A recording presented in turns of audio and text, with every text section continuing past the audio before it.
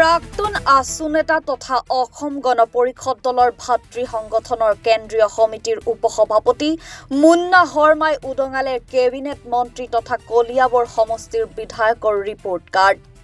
কলিয়াবৰত উন্নয়ন তথা চৰকাৰী চাকৰি কেৱল মন্ত্ৰী কেশৱ মহন্তৰ ভাতৃ বোৱাৰী তথা মন্ত্ৰী পৰিয়ালৰ লগতে ঘনিষ্ঠ ঠিকাদাৰসমূহৰহে হৈছে।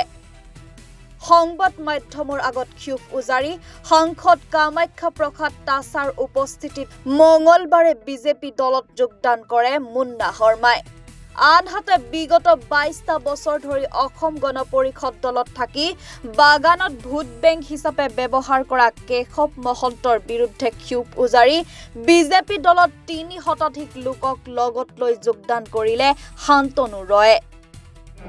মই সদৌ নগাঁও জিলা ছাত্ৰ সন্থাৰ সাধাৰণ সম্পাদক আছিলোঁ। তাৰপিছত অসম গণ পৰিষদ দলত যোগদান কৰি পেলাই অসম গণ পৰিষদৰ যিটো ভাতৃ সংগঠন সেই ভাতৃ সংগঠন যুৱ পৰিষদৰ কেন্দ্ৰীয় সমিতিৰ উপসভাপতি আছিলোঁ।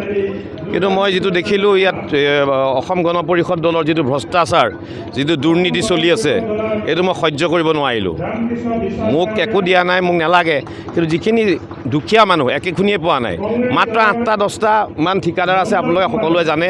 সেইকেইটাৰ মাজতে এই ঠিকাটো মানে হৈ থাকে আৰু সেইবিলাক কাৰণে আৰু চাকৰি আজি কাৰ হৈছে, যাৰ যোন কোটিপতি ঠিকাদাৰ তাৰ ঘৈণীয়েকবিলাকৰ চাকৰি হৈছে।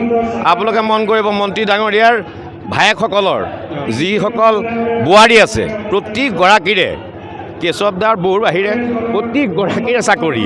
কি দৰকাৰ? চাকৰিটো দৰকাৰ নাই তেখেতসকলক, হয়নে নহয়? ইমান কোটিপতি ভায়েকবিলাক আছে।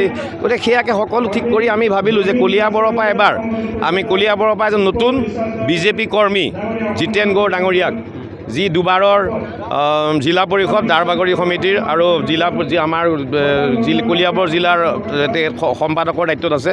গতিকে আমি তেখেতৰ আশ্বাসিত হৈ পেলাই এই বিজেপি দলত যোগদান কৰিছোঁ। আৰু নৰেন্দ্ৰ মোদী ডাঙৰীয়া যি বিশ্বগুৰু, ভাৰতবৰ্ষক বিশ্বগুৰুত পৰিণত কৰিছে, হিমন্ত বিশ্ব শৰ্মাৰ যিটো বিচক্ষণতা, তাৰ প্ৰতি আমি আসক্ত হৈ পেলাই ভাৰতীয় জনতা পাৰ্টীত যোগদান কৰিছোঁ। কলিয়াবৰৰ পৰা পাৰ্থ প্ৰতিম হাজৰিকাৰ ৰিপৰ্ট, এনি ভাৰত 24।